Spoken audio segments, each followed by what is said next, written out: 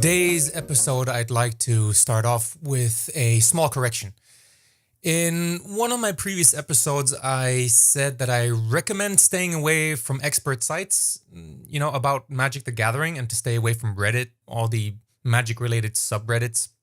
And my reasoning then was that the information there was really heavily geared towards experienced players, and that the noise to value ratio was not good enough and would perhaps just confuse new players who are not familiar with the terminology and all the ins and outs of the game yet. And I said these things at a point in time where I was a new returning player myself, and it was just part of my learning process. In retrospect, I must correct myself, and I have to say that you should not stay away from all these so-called expert websites and Reddit. In fact, I think you should consume everything you can about Magic the Gathering.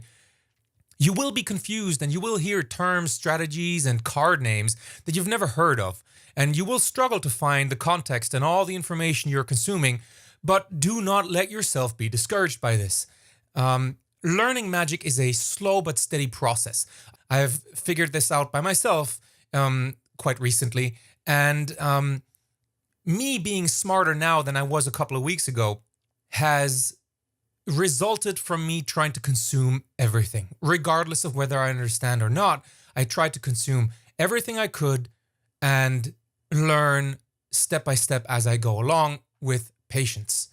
Little by little, just make notes of something you did not understand and simply Google your question. Magic is a very dense topic. There are hundreds of databases, forums, and other online communities out there that have probably all dealt with the same questions you currently are dealing with at one point in time. If you have a question about Death Touch, how does it work when damage comes from the activated ability of a creature rather than its power value during the combat phase, then all you must do is look for Death Touch on Google. You will find a very comprehensive breakdown on how Death Touch works and all the rulings that have been passed in this context. Do not shy away from all kinds of MTG information.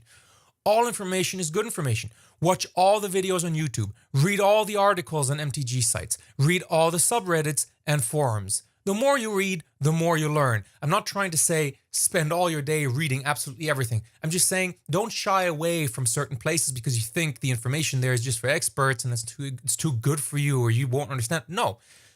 Look at everything. Whatever catches your eye, whatever seems interesting to you, whatever seems relevant to your interest at that particular time, read it. The more you read, the more you learn. It helps you get familiar with the common terminology used in Magic, and it helps you make connections in your head fire quicker when you hear about certain gameplay strategies or popular cards. It just clicks quicker. Just as important as reading about Magic and watching YouTube videos by famous community personalities, playing is just as important. But I would not say that it is more important. You can play a million Magic the Gathering matches and not really improve your game. Sure, you'll learn the cards, you memorize your deck, you become a faster player, but that doesn't mean that you will become a much better player. To improve your gameplay and your strategy, you need to be aware of what you are playing. My advice on this is to slow down and first think about what you're trying to accomplish. Let's conjure an example of a gameplay state. You're playing against an opponent. He has 3 creatures on the battlefield. One has Summoning Sickness and can't attack this turn. The other 2 are ready, and the game is about to go into the combat phase. You only have 1 creature out on the battlefield, and it is tapped from attacking the previous turn. You have 5 cards in hand, and 2 cards are instant spells. We don't have to get into puzzle solving now. This is not the point we're trying to get to here. What you have to do right now is to make a decision on what you want to happen right now. Do you want to prevent damage? Do you want to wipe the board? Do you want to take the damage and push forward with an aggressive strategy to race your opponent to the win on the next turn? Go through these options in your head and look at your hand and see which one of these options you can actually go through with. Do you have something in your hand that would support the chosen strategy? No? Well, perhaps you should move on to option 2. Can you wipe the board? No. Next, Can you afford to take the damage? Yes? Do you have some burn spells in hand that your opponent probably doesn't know about? Maybe those 2 sorceries in your hand can cause just about enough damage to allow your single creature to attack unblocked next turn and win the game. Decide and then play cards accordingly in order to make it happen. Don't play cards without a purpose. Keep focused on what you're trying to accomplish.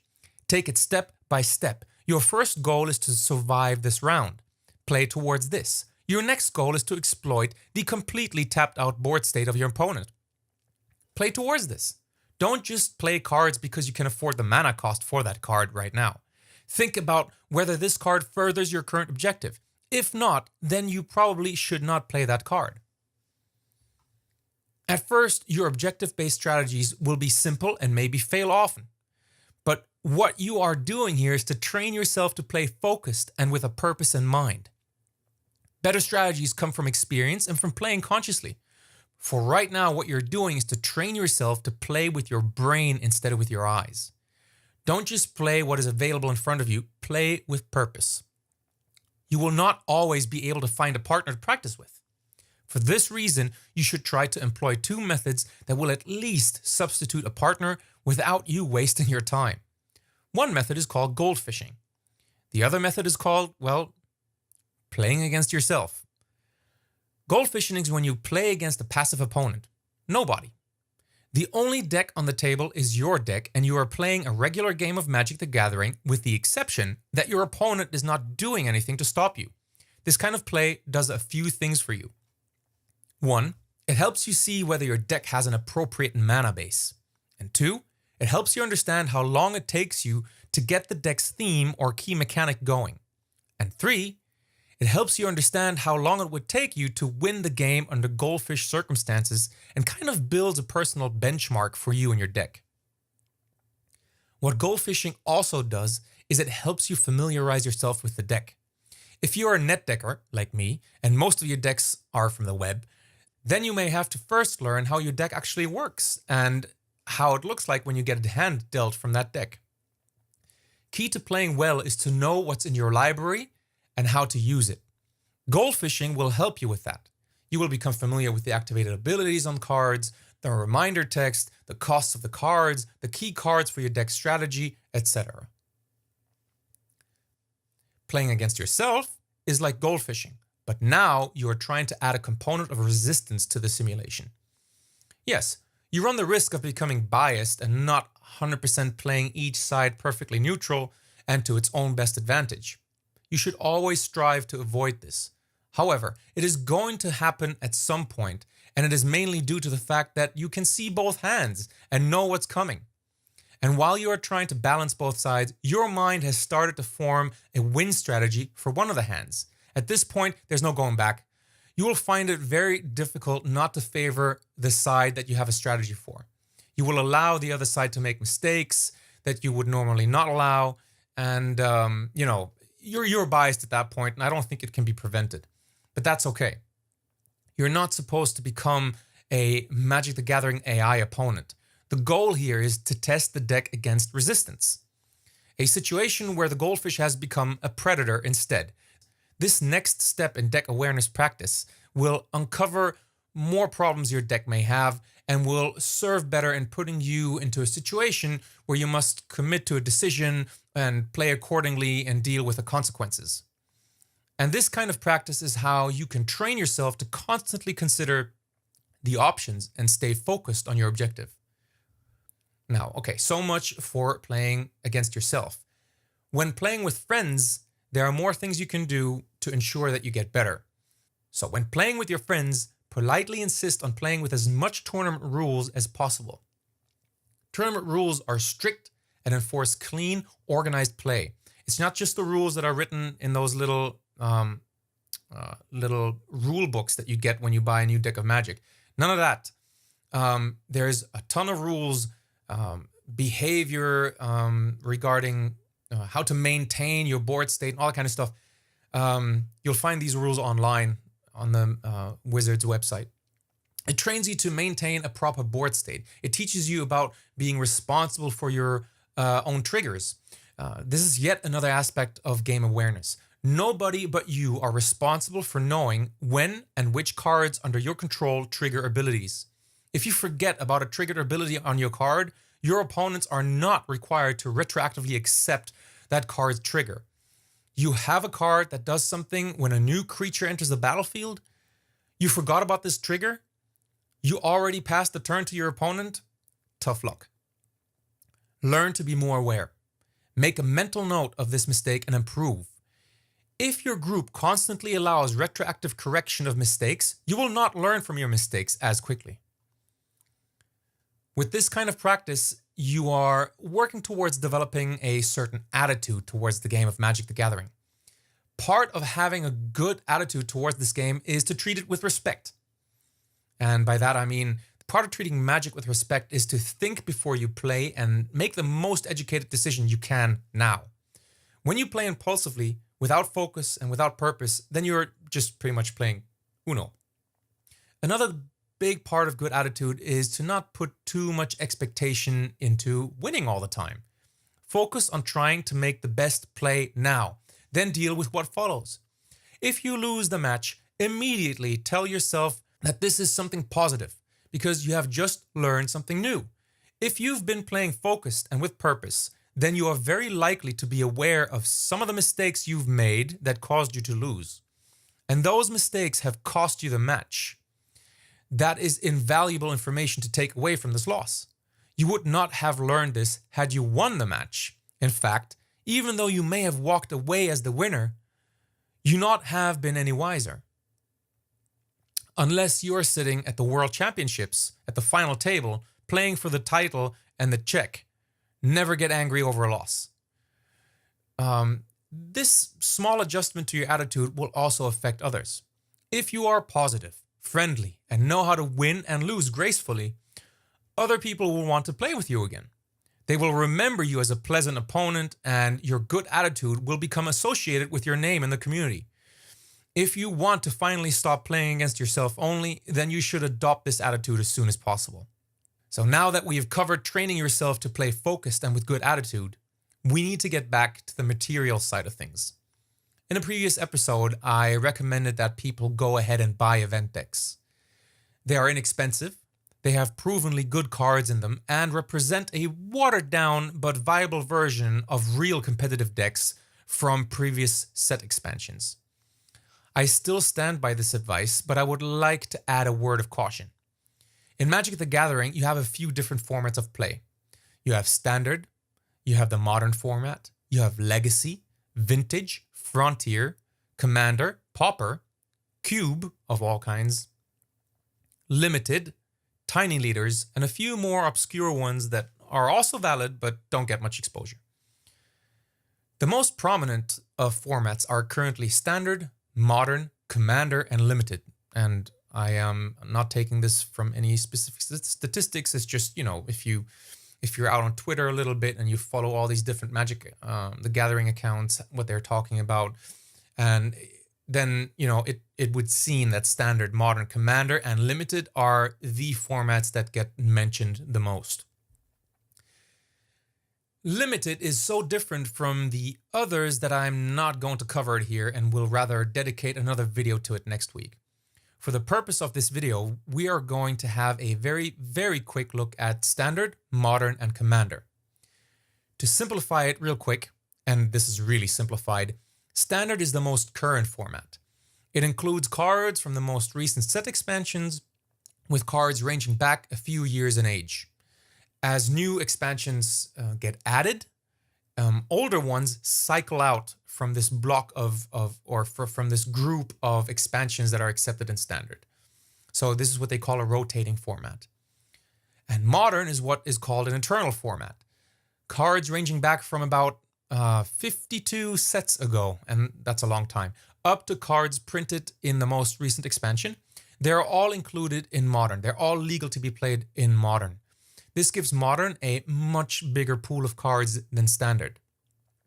Commander is a heavily modified version of Magic that has no cutoff date for certain expansions and is only limited by a specific ban list of cards that are disruptive to that particular format.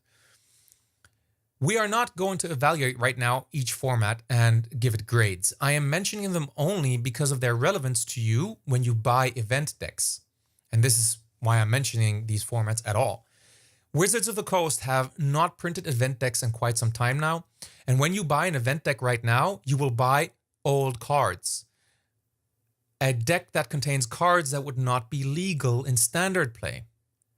That means that you would probably not be able to take your event deck and bring it to a Friday Night Magic event and expect to play against people in standard. It won't be legal to play. Do not overspend on pre-constructed decks like event decks. They are a great way to get into Magic and learn quickly without having a large collection of cards. You will have great fun playing these decks casually against your friends who may not care about the formats at all. For this reason, I recommend one of two things. Get just one event deck. Play against friends casually. Play until you have gained a better feel for the game as a whole. Play until you 100% have control and knowledge of this event deck. And then start net decking. Go to the internet, look for good and cheap decks, buy the cards for that, and we'll cover that later. Your second option is, if you're not ready to build your own deck yet, then invest into Commander pre-constructed decks, the finished products, the closed boxes of Commander sets. These things are absolute evergreens, and since this format is not limited to certain set release dates, you can always play them. They never become outdated. Commander is a great format that is loved by many players, and you will always find a place at a Commander table at your local store or against your friends. Theoretically, there's a third option, but I may keep this as a separate topic for a future episode, and namely dual decks. They can be great fun when played the way they were meant to be played, but they are a bad entry point for competitive play and building your card collection efficiently. So let's leave Commander on the side for now, because what we are trying to accomplish is to break into the MTG scene by means of playing the so-called regular game.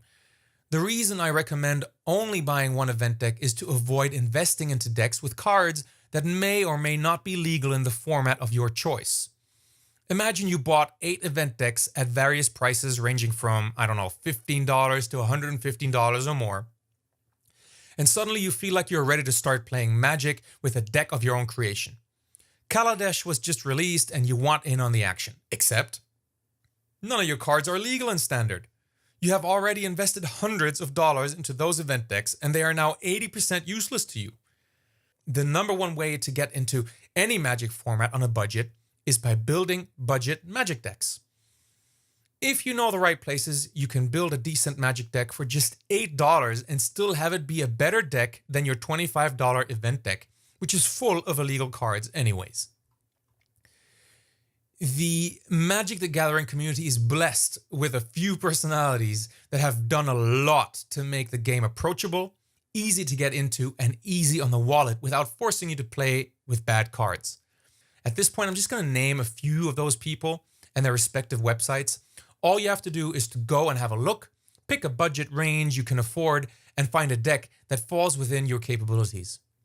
There are many more YouTubers out there, but the ones I'm going to list now are the ones that had the biggest impact on me and while I was trying to get into Magic and introducing me to cheaper cards, introducing me into more economical ways of building my card pool and kind of get into the hobby on a ramp, so to say. So let's start off with the Tolarian Community College. The Tolarian Community College, run by a guy who calls himself the Professor, is a wonderful YouTube channel and website as well that does an amazing job at presenting Magic, at talking about Magic, at making it comprehensible to everyone, and at the same time catering to both advanced players, collectors, but also beginners who maybe don't have the budget for the expensive competitive decks or simply don't know how to build decks yet and need help. And who else is there? We have, MTGGoldfish.com. Probably my favorite site. I visit that site several times a day.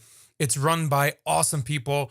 It is full of useful information for all kinds of players, and it has probably one of the most useful, most user-friendly filtering systems to find good competitive budget decks. Nothing could be easier. I mean, you go to the site, you go to the deck listing, you go to the meta game of the format of your choice, and almost every single format will have a budget section. And that budget section is really budget. I mean, under $100 and less. And in quite a few cases, you have very good content creators on that site that will even have ultra budget versions available for you. And there is absolutely no reason not to get into Magic under these circumstances. And besides that, there's a couple of other, as far as I can tell, strictly YouTube channels that cater very much to teaching people better Magic and allowing them to play Magic on a budget. And these two sites that I want to mention, or these two channels I want to mention, is Strictly Better Magic and Budget MTG Decks. These two channels are great.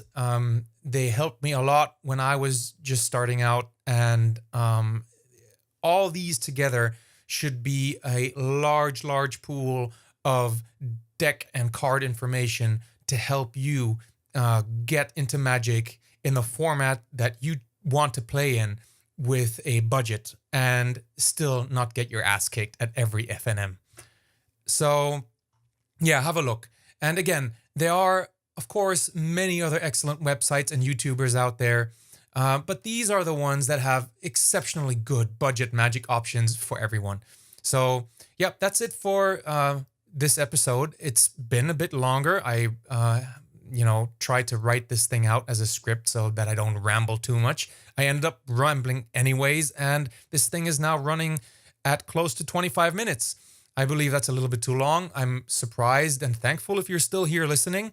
And yep, I hope that it helped, and I'm going to try to get into more specific topics next time. This episode was a little bit more about the philosophy of how to approach the game of Magic, what kind of attitude to have, how to think about your game of Magic, and kind of helping you build a healthy attitude towards the game so that you can avoid frustration and alienation with the community that can sometimes happen when you're a beginner. And I hope I helped you also find good sources for budget decks, which is the second hurdle into the game of Magic. So now that we've covered this, I want to get more into very specific topics. I want to talk about limited draft play and just give you a little cheat sheet of information that you have to watch for when you're drafting a deck so that you're not completely drowning in the beginning and you kind of know what you're doing. And it should really help you find joy in that very popular and very much fun format. So until next time, good luck.